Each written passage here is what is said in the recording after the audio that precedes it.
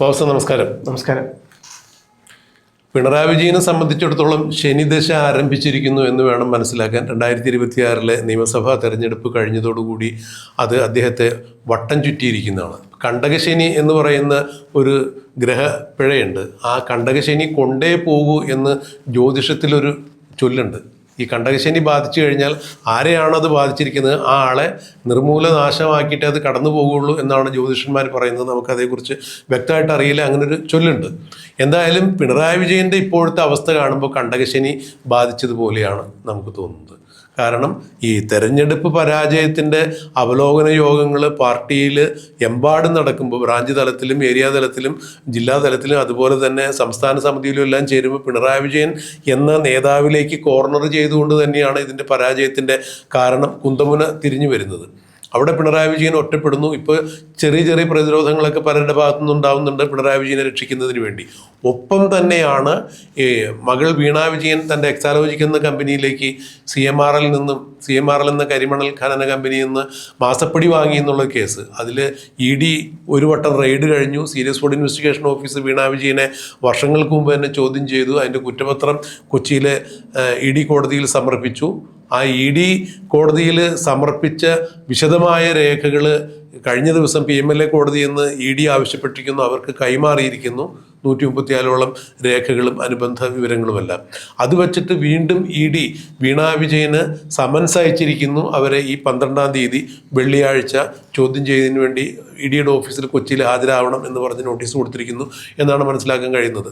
ഈ 12-ാം തീയതി വെള്ളിയാഴ്ച വീണ വിജയന് അക്ഷരാർത്ഥത്തിൽ ദുഃഖവെള്ളിയായി മാറും എന്ന് രാഷ്ട്രീയ നിരീക്ഷകരുമെല്ലാം ചൂണ്ടിക്കാണിക്കുന്നു. ഞാൻ പറഞ്ഞു വരുന്നത്, CPM-ഉം പിണറായി വിജയനും അക്ഷരാർത്ഥത്തിൽ പ്രതിരോധത്തിലായിരിക്കുന്ന ഈ ഒരു കേസിൽ നിന്ന് CPM തലയുരും. കാരണം പിണറായി വിജയന് വേണ്ടിയിട്ടുള്ള കേസല്ല, പിണറായി വിജയൻ എന്ന വ്യക്തിയിലേക്ക് കേസ് വരുന്നില്ല.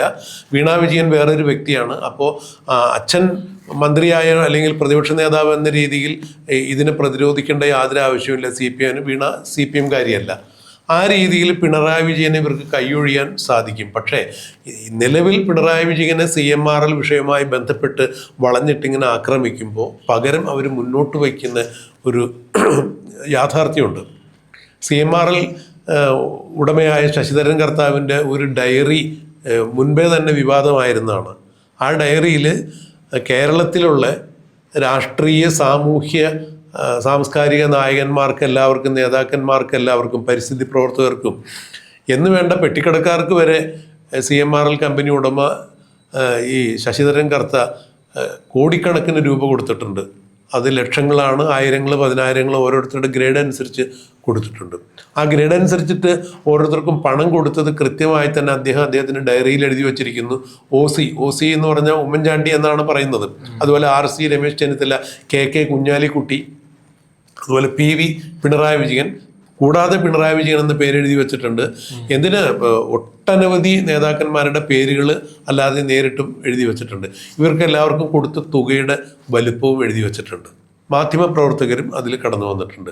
അങ്ങനെ വരുമ്പോൾ ഇപ്പോൾ വീണ വിജയനെതിരെയുള്ള ഈ കേസ് രാഷ്ട്രീയമായി പ്രതിരോധിക്കുന്നതിന് വേണ്ടി ഇന്നിപ്പോൾ വീണ വിജയനെതിരെയുള്ള കേസ് നടക്കട്ടെ, അതൊരു വ്യക്തിക്കെതിരെയുള്ള കേസാണല്ലോ, അതിന് പാർട്ടി ഇടപെടേണ്ട കാര്യമില്ല എന്നൊക്കെ പറഞ്ഞ പാർട്ടിയുടെ MP ആയ ബ്രിട്ടാസ് വരെ, KK ശൈലജ ടീച്ചർ വരെ പറഞ്ഞത് അത് നടക്കട്ടെ, അന്വേഷണം നടക്കട്ടെ, നിയമത്തിൻ്റെ വഴിക്ക് പോട്ടെ എന്ന് പറയുമ്പോൾ അവർ പിണറായി വിജയനെതിരെയുള്ള അല്ലെങ്കിൽ വീണയ്ക്കെതിരെയുള്ള കേസ് പ്രതിരോധിക്കാൻ വേണ്ടി കൊണ്ടുവരുന്നത് OC കാശ് മേടിച്ചിട്ടുണ്ടെന്നുള്ളത്, കാശ് കൊടുത്തിട്ടുണ്ടെന്നുള്ളത് ശശിധരൻ കർത്ത എഴുതി വെച്ചിട്ടുണ്ട്. അതുപോലെ RC രമേശ് ചെന്നിത്തല കാശ് മേടിച്ചിട്ടെന്നുള്ള എഴുതിയിട്ടുണ്ട്. KK കുഞ്ഞാലിക്കുട്ടി കാശ് മേടിച്ചിട്ടെന്ന് എഴുതിയിട്ടുണ്ട്. ഇത്തരം അന്വേഷണങ്ങൾ നടക്കുമ്പോൾ അതിനിടയിൽ ഇതൊന്നും മുങ്ങിപ്പോകാൻ പാടില്ല, അതുകൂടി അന്വേഷിക്കണം എന്നാണ് പറയുന്നത്. ബ്രിട്ടാസൊക്കെ അങ്ങനെ പറയുമ്പോൾ പോലും അവിടെ PV പൈസ മേടിച്ചിട്ടുണ്ട്, പിണറായി വിജയന് പൈസ മേടിച്ചിട്ടുണ്ട് എന്നുള്ളത് പറയുന്നില്ല. ഇതിനെ പ്രതിരോധിക്കാൻ വേണ്ടി ഈ നേതാക്കന്മാരുടെയൊക്കെ പേരെടുത്ത് ഉപയോഗിക്കുമ്പോൾ മറ്റൊരു കാര്യം ബ്രിട്ടാസ് വിട്ടുപോയിരിക്കുന്നു. രാഷ്ട്രീയ നേതാക്കൾ എന്ന രീതിയിൽ തെരഞ്ഞെടുപ്പ് ഫണ്ടിലേക്കോ അല്ലെന്നുണ്ടെങ്കിൽ സംഭാവനകളൊക്കെ വാങ്ങിക്കുക എല്ലാ രാഷ്ട്രീയ പാർട്ടികളുടെയും ഒരു പൊതുവായ രീതിയാണ്. OC കാശ് വാങ്ങിച്ചിട്ടുണ്ട്, RC കാശ് വാങ്ങിച്ചിട്ടെന്നൊക്കെ പറയുമ്പോൾ ഇവരെല്ലാവരും അന്ന് ഉമ്മൻചാണ്ടി മരിച്ചു പോയതിനു ശേഷമാണ് അത് പുറത്തു വരുന്നത്. അപ്പോൾ അദ്ദേഹം കാശ് വാങ്ങിയിട്ടുണ്ട്, കാശ് വാങ്ങിയത് പാർട്ടി ഫണ്ടിലേക്ക് അദ്ദേഹം വകയിരുത്തിയിട്ടുണ്ട് എന്ന് അതിന് കൃത്യമായി റെസിപ്റ്റും കൊടുത്തിട്ടുണ്ട് എന്ന് രമേശ് ചെന്നിത്തല തന്നെ ഒരിക്കൽ പറയണ്ടായി. രമേശ് ചെന്നിത്തലയും പറഞ്ഞു, പൈസ പാർട്ടി ഫണ്ടിലേക്ക് തരുന്നവർ ചിലപ്പോൾ ഏതെങ്കിലും നേതാക്കന്മാർ വ്യക്തിപരമായിട്ടായിരിക്കും അവരുടെ അക്കൗണ്ടിൽ കിട്ടുക, അല്ലെങ്കിൽ അവരുടെ കൈ കൊടുക്കും, അത് അങ്ങനെ തന്നെ പാർട്ടിക്ക് കൊടുക്കും. പാർട്ടി എന്ന് പറഞ്ഞാൽ അങ്ങനെയുള്ള ഓരോ നേതാക്കന്മാർ ചേർന്നതാണല്ലോ. അതുപോലെ തന്നെ കുഞ്ഞാലിക്കുട്ടിയും അത് അങ്ങനെ തന്നെ പറഞ്ഞിട്ടുണ്ട്. പക്ഷേ പി വി ഞാനല്ല, ഞാൻ പണം മേടിച്ചിട്ടില്ല എന്ന് പറഞ്ഞത് പിണറായി വിജയൻ മാത്രമേ ഉള്ളൂ. അപ്പോൾ വീണയെ പ്രതിരോധിക്കാൻ വേണ്ടി ബ്രിട്ടാസ് ഇത്തരം കാര്യം എടുത്തുകൊണ്ട് വരുമ്പോൾ അത് ഏത് തരത്തിൽ ഒരു പ്രതിരോധമായി മാറും, അല്ലെങ്കിൽ സ്വയം ഒരു വടിയായി മാറുമോ എന്നുള്ളതും അവിടെ ഒരു വിഷയമല്ലേ.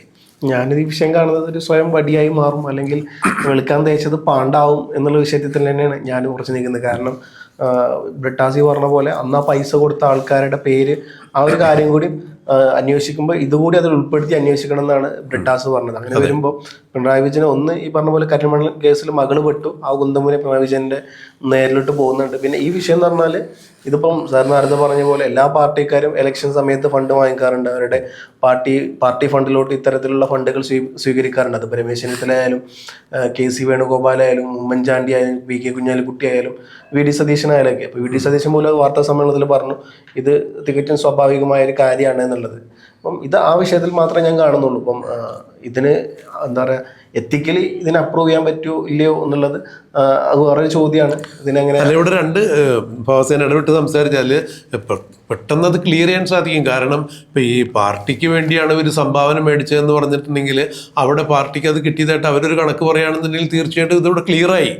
കാരണം അങ്ങനെ വ്യവസ്ഥാപിതമായ രീതി ഉണ്ടല്ലോ, ഏത് പാർട്ടിക്കാരാണ്, ഏത് രാഷ്ട്രീയ സംഘടനകളാണ് പൊതുജനങ്ങളുടെ അടുത്ത് നിന്ന് പണം വാങ്ങിക്കാതെ ഉള്ളത്. അപ്പോൾ എല്ലാവരും പണം മേടിക്കും, അത് ഇതിനു വേണ്ടി തന്നെയാണ്. അത് എങ്ങനെ വിനിയോഗിച്ചു എന്നുള്ളതൊന്നും പിന്നീട് കണക്ക് കൊടുക്കേണ്ട കാര്യം വരില്ല. പാർട്ടി അത് വാങ്ങിച്ചിട്ടുണ്ട്, തെരഞ്ഞെടുപ്പ് ഫണ്ടായിട്ടോ മറ്റേതെങ്കിലും ഫണ്ടായിട്ടോ ഉപയോഗിച്ചിട്ടുണ്ടെന്ന് പറഞ്ഞാൽ അത് ക്ലിയർ ചെയ്യാൻ പറ്റും എന്നാണ് ഞാൻ മനസ്സിലാക്കുന്നത്.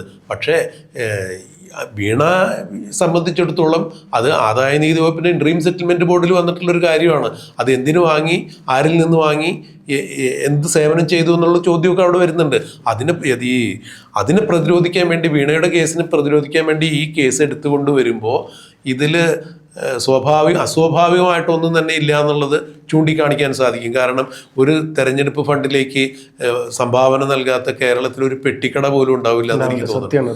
അപ്പൊ തീർച്ചയായും നമ്മൾ കണ്ടിട്ടില്ലേ, ബക്കറ്റ് കൊണ്ട് എല്ലാ കടകളിലൂടെയും വരുന്നത്, നമ്മളെല്ലാവരും 10-20 രൂപ അറിയാണ്ട് വീട്ടിൽ കൂടി പോലും വരാറുണ്ട്. ഫവാസ് നോക്കൂ, ഞാനും ഫവാസും ഒക്കെ നമ്മുടെ പോക്കറ്റിൽ നിന്നൊക്കെ ഏതെങ്കിലും രാഷ്ട്രീയ സംഘടന, അത് കക്ഷി രാഷ്ട്രീയത്തിലുപരി പലർക്കും കൊടുത്തിട്ടുണ്ട്, പണം കൊടുക്കും. അത് ഈ ജനാധിപത്യ പ്രക്രിയയിൽ നമ്മൾ നമ്മുടേതായിട്ടുള്ളൊരു പങ്ക് വഹിക്കുന്നതാണ്. കാരണം ഈ ജനാധിപത്യത്തിൻ്റെ വിശുദ്ധി തന്നെയാണ് ഈ തെരഞ്ഞെടുപ്പും. ആ തെരഞ്ഞെടുപ്പ് പ്രക്രിയ പൂർത്തിയാക്കണമെന്നുണ്ടെങ്കിൽ ഫണ്ട് വേണം. ഈ ഫണ്ടിൽ വേണമെന്നുണ്ടെങ്കിൽ നമ്മളെപ്പോലുള്ള പൗരന്മാരുടെ അവർക്ക് സമീപിക്കാൻ പറ്റുള്ളൂ. നമ്മളടുത്ത് ഇത്ര രൂപ കൊടുക്കണം എന്ന് പറയുന്നത് ഉള്ളത് നമ്മൾ സഹായിക്കുക. അത് ജനാധിപത്യ പ്രക്രിയയിൽ നമ്മളുടെ ഒരു കോൺട്രിബ്യൂഷനാണ്, എല്ലാവരും ചെയ്യുന്ന കാര്യമാണ്. അതിൽ ഒരു തെറ്റായിട്ട് ചൂണ്ടിക്കാണിക്കാനോ ഒന്നും ചിലപ്പോൾ ഇതിൽ സാധിച്ചെന്നിരിക്കില്ല.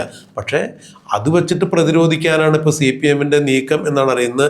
ഈ തിരുവനന്തപുരത്തുള്ള CPM-ൻ്റെ ചാനൽ ചർച്ചകളിലേക്ക് വരാറുള്ള അനിൽകുമാറിൻ്റെ അഡ്വക്കേറ്റ് അനിൽകുമാർ, അദ്ദേഹവും പറഞ്ഞത് തന്നെയാണ്, നിങ്ങൾ ഈ രമേശ് ചെന്നിത്തല മേടിച്ച കാശിനെ കുറിച്ചും കുഞ്ഞാലിക്കുട്ടി മേടിച്ച കാശിനെ കുറിച്ചും അന്വേഷിക്കണമെന്ന് പറയാതെ വീണ വിജയൻ്റെ ഈ ഫണ്ടിനെ കുറിച്ച്, അല്ലെങ്കിൽ അവർ വാങ്ങിയ എക്സാലോജിയിലേക്ക് വാങ്ങിയ കാശിനെ കുറിച്ച് മാത്രം സംസാരിക്കണം എന്താണെന്ന് ചോദിക്കുമ്പോൾ, ഇപ്പോൾ ബ്രിട്ടാസും ഇത്തരത്തിൽ സംസാരിക്കുമ്പോൾ ഒരു കാര്യം വ്യക്തമായിരിക്കുന്നു.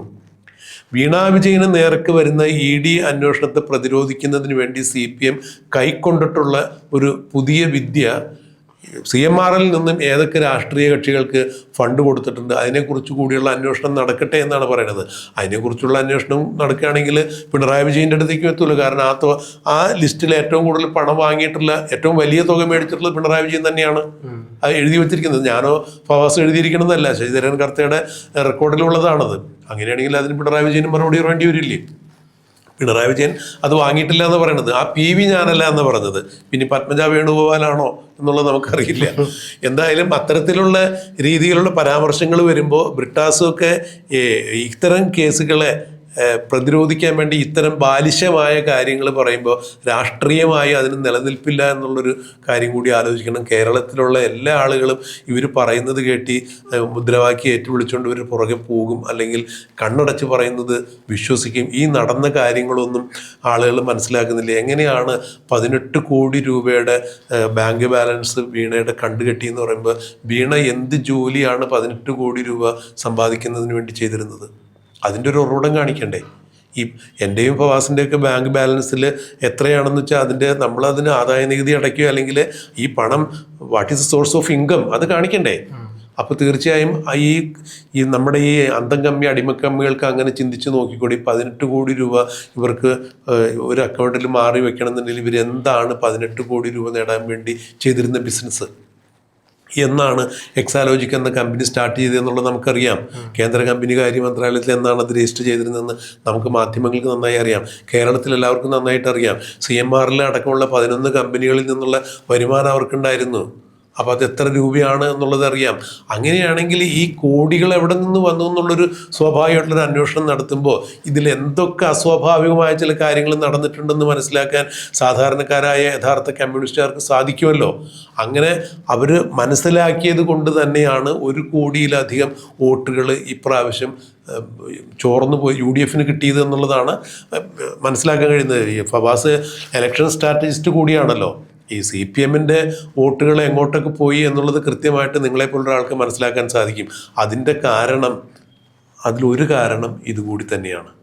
ഈ മാസപ്പടി CPMനെ നല്ലോണം ബാധിച്ചിട്ടുണ്ട്. തീർച്ചയായിട്ടും എന്തൊക്കെ പറഞ്ഞവർ പ്രതിരോധത്തിലാക്കാൻ സാധിച്ചാലും അതൊന്നും നടപടിയുള്ള കാര്യമല്ല. എന്തായാലും ഈ 12-ാം തീയതിയോടുകൂടി എന്തെങ്കിലും അതിലൊക്കെ ഒരു തീരുമാനം നമുക്കറിയാൻ പറ്റും. എന്തായാലും RC KC KK എന്നൊക്കെ പറഞ്ഞുകൊണ്ട് ബ്രിട്ടാസിനോ അല്ലെങ്കിൽ അനിൽ കുമാറിനോ ഒന്നും ഇത് പ്രതിരോധിച്ച് നിൽക്കാൻ പറ്റുമെന്ന് നമുക്ക് തോന്നുന്നില്ല.